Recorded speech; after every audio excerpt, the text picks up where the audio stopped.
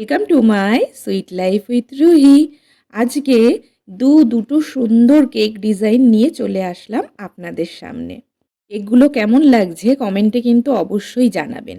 তো চলুন আজকে কেক বানানো শুরু করি।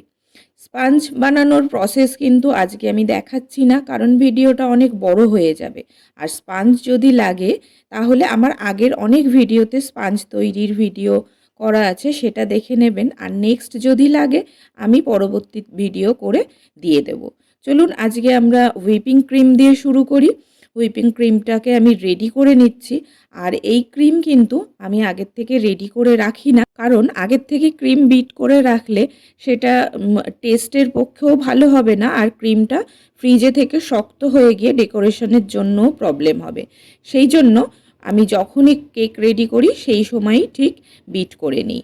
আর আজকের প্রথম কেকটা আমি বানাচ্ছি স্ট্রবেরি আর চকলেট দিয়ে। তো প্রথমেই আমি স্ট্রবেরি ক্রাশ নিয়ে নিয়েছি। এখানে ক্রাশটাকে একটু জলে গুলে নিলাম। আপনারা চাইলে সুগার সিরাপ দিতে পারেন। সুগার সিরাপের মধ্যে স্ট্রবেরি ক্রাশ দিলে কিন্তু বেশি মিষ্টি হয়ে যাবে। সেক্ষেত্রে আমি এখানে নর্মাল ওয়াটারই ইউজ করেছি। আর হুইপিং ক্রিমের মধ্যেও আমি একটু ক্রাশ দিয়ে নিয়েছি, খেতে খুব টেস্টি হবে। এরপর কেকগুলোকে আমি কিন্তু স্লাইস করে নিলাম, নিয়ে তারপরে ভালো করে সোক করতে হবে। আমি আগেই বলে দিয়েছি কেক কিন্তু খুব ভালো করে সোক করাটা মাস্ট। এরপরে আমি লেয়ারিং করব হুইপিং ক্রিম দিয়ে। ওই যে স্ট্রবেরি ক্রাশ দিয়ে যে রেডি করে নিয়েছিলাম না হুইপিং ক্রিমটা, ওটা দিয়েই আমি লেয়ারিংটা করব। আর ওপরে একটু আমি দিয়ে দিচ্ছি চকলেট ক্রাশ, যাতে করে কেকটা ভীষণ টেস্টি লাগবে। আর এই যে লেয়ারের সময় যে গ্যাপিংটা থাকে সেটাও আমি ফিল করে নিচ্ছি হুইপিং ক্রিম দিয়ে। এইভাবেই দেখুন আমি কিন্তু একটার পর একটা লেয়ার ঠিক রেডি করে নেব। আর এই যে এখন প্রথম কেকটা আমার রেডি হয়ে গেছে। তো এই কেকটা টিনে কিন্তু হার্ট শেপটা খুব ভালো আসে না, যার জন্য এটাকে আমরা কেটে হার্ট শেপটাকে সুন্দর করে নেব। আর এই কাটতে গিয়ে যেহেতু একটু ক্রাম্ব বেরিয়ে গেল, সেই জন্য এখানেও আমি ক্রিম দিয়ে ফিল করে নেব। এই দেখুন রেডি হয়ে গেল প্রথম কেকটা। এইভাবে সবকটাই আমি কিন্তু রেডি করে ক্রাম্ব কোটের পরে কেক চলে যাবে ফ্রিজে সেট হতে। এটা কিন্তু একদম গুরুত্বপূর্ণ জায়গা। এইভাবে কেক সেট না করলে পরে কিন্তু ডেকোরেশনের সময় প্রবলেম হয়ে যেতে পারে। আর যদি আপনারা এসি রুমে কাজ করে থাকেন তো সেটটা না করলেও হবে। খুব কম সময়ের জন্য 10 মিনিটের জন্য আপনারা সেট করতে দিতে পারে। আর প্রত্যেকবার টার্ন টেবিলটাকে কিন্তু অবশ্যই মনে করে পরিষ্কার করে নেবেন। যাই হোক, এরপরে আমি একদম টপে যে কেকটা বসাবো, মানে এটা ছিল 1/2 পাউন্ডের এই ছোটোটা, আর আগেরগুলো ছিল একটা 2 পাউন্ড, একটা 1 পাউন্ড, আর এটা 1/2 পাউন্ড। তো এটাকেও আমি রেডি করে নিয়ে রেখে দিয়েছি, সেটা আর ভিডিও করা হয়নি। চলে যাব নেক্সট কেকে। নেক্সট কেকটা আমি বানাচ্ছি চকলেট দিয়ে।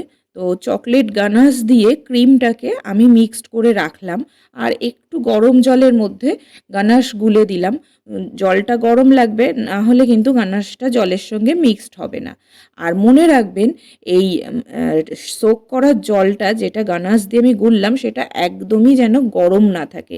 পুরো রুম টেম্পারেচারে এনে তারপরেই কিন্তু কেকগুলোকে সোক করতে হবে। এটা কিন্তু মনে রাখবেন এই পয়েন্টটা। তো তারপরে এই দেখুন ক্রিম দিয়ে সেম ওই একইভাবে আমি লেয়ারিংটা করছি। আর ক্রাম্ব কোটটা করে নেব। ক্রাম্ব কোটটা করার সময় কিন্তু ক্রিম খুবই কম দেবেন, জাস্ট ওই ক্রাম্বগুলোকে কোট করার জন্য, না হলে আমাদের ডেকোরেশনের সময় প্রবলেম হবে। এই দেখুন হয়ে গেল। এইবারে এই কেকগুলোও চলে যাবে ফ্রিজে সেট হতে। সব কেকগুলোই একে একে কিন্তু ক্রাম্ব কোট করে নেব। আর এই কেকটার ওপরে একটু এক্সট্রা ছিল, সেই জন্য আমি ওটাকে কেটে বাদ দিয়ে দিলাম।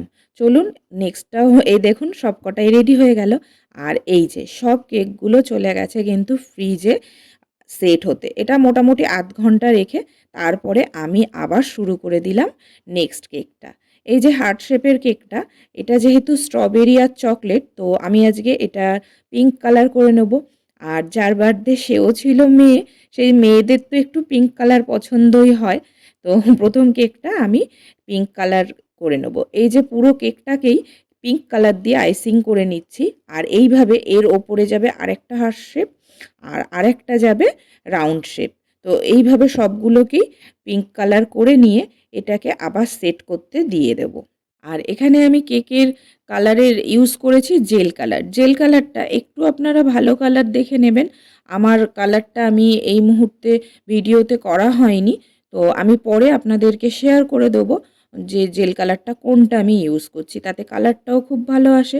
আর কেক যেহেতু বাচ্চারা পছন্দ করে, ওদের স্বাস্থ্যের পক্ষেও একটু ভালো হবে সেই কালারগুলো। তো সেটাই আপনারা ইউজ করবেন। আমার প্রথম কেকটা তো হয়ে গেল, সেকেন্ডটাও হয়ে গেছে। চলুন থার্ডটাও করে নিই। এই যে আইসিং করে তারপরে করব ডেকোরেশন। এগুলোকে আমি কিছুক্ষণের জন্য আবার সেট হতে দেব ফ্রিজে, দিয়ে তারপরে হবে মেন ডেকোরেশন।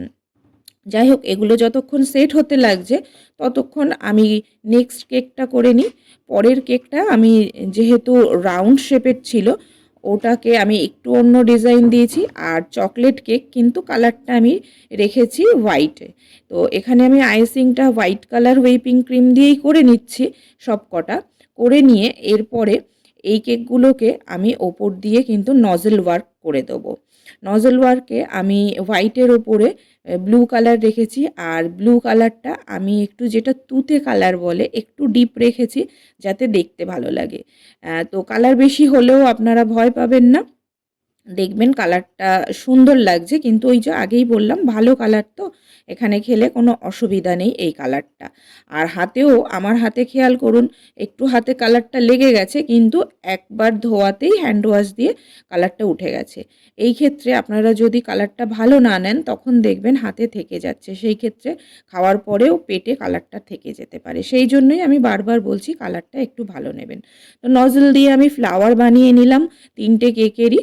এরপরে হচ্ছে আমার কেকগুলোকে বসানোর সবচাইতে টাফ কাজ, যেটা একটার উপর একটা আমি কেকগুলোকে প্লেস করব। তো চলুন সেই কঠিন কাজটাও সেরে নিই ধীরে ধীরে। কারণ এই কাজটা একটু যদি চটজলদি করতে যান তো ব্যাস সব গেল, আবার প্রথম থেকে আপনাকে সব করতে হবে। যাই হোক, আমি প্যালেট নাইফ দিয়ে সুন্দর করে আস্তে আস্তে ধীরে সুস্থে একটার ওপর একটা বসিয়ে দেবো। আর খেয়াল রাখতে হবে 3টে কেক আমাকে ডেলিভারি করার সময় যাতে কেকগুলো নড়ে পড়ে না যায়, সেই জন্য আমি একটা ডঙ্কেল দিয়ে, এই যে এই ডগলটা দিয়ে আমি সিকিউর করে দিলাম যাতে কেকটা না নড়লে না পড়ে যায়। এই দেখুন। আর একটু কিছু বাকি আছে ফাইনাল ডেকোরেশনের, তারপরেই বলবেন কেকটা আমার কেমন লাগছে। এই মুহূর্তেই আমার তো ভীষণ সুন্দর লাগছে।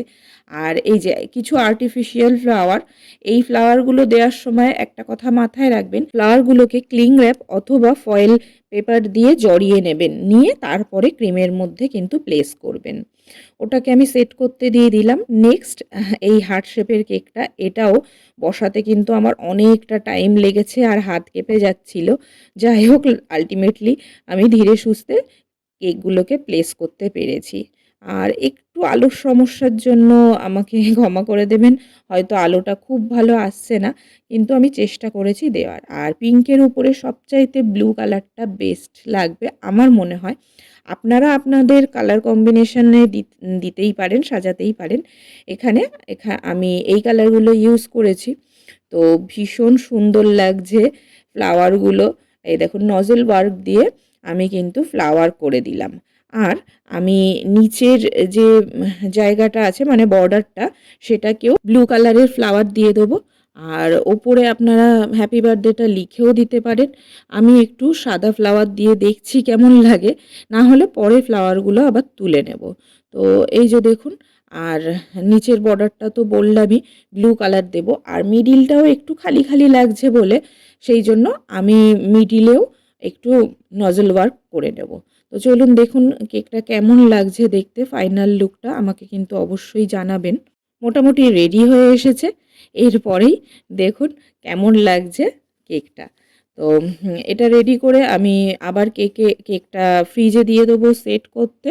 আর চলুন আপনারা নেক্সট কেকটা দেখুন কেমন লাগছে। আমি বহুদিন পরে কেক বানালাম, কারণ অনেক দিন আমার কিছু কারণের জন্য, আপনারা তো জানেন, আমার যারা রেগুলার ফলোয়ার্স তারা জানেন কিছু কারণের জন্য আমার বানানো হচ্ছিল না। তো তো শুধু সাদা ফ্লাওয়ারগুলো ওপরে দিয়ে টপে আমার মনে হলো আরেকটু কিছু দেওয়া দরকার ছিল, কারণ বাচ্চাদের বার্থডে যেহেতু, সেই জন্য ওরা কালারটাকে খুব প্রেফার করে, সেই জন্য আমি এটাকে একটু কালারফুল বানাতে চেয়েছি।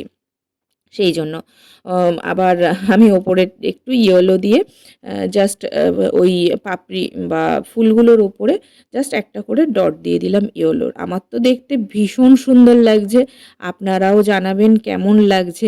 ভালো লাগলে অবশ্যই লাইক করে দেবেন আর কমেন্টে জানাবেন। আর এই যে ফাঁকা জায়গা হার্টটা যে আছে, এইখানে আমি একটু হোয়াইট দিয়ে কিছু নজল ওয়ার্ক করে দিচ্ছি। তো এই দেখুন, ফাইনাল লুকটা প্রায় আমার রেডি হয়ে গেছে, আর এটা হচ্ছে ফাইনাল লুক কেকটার।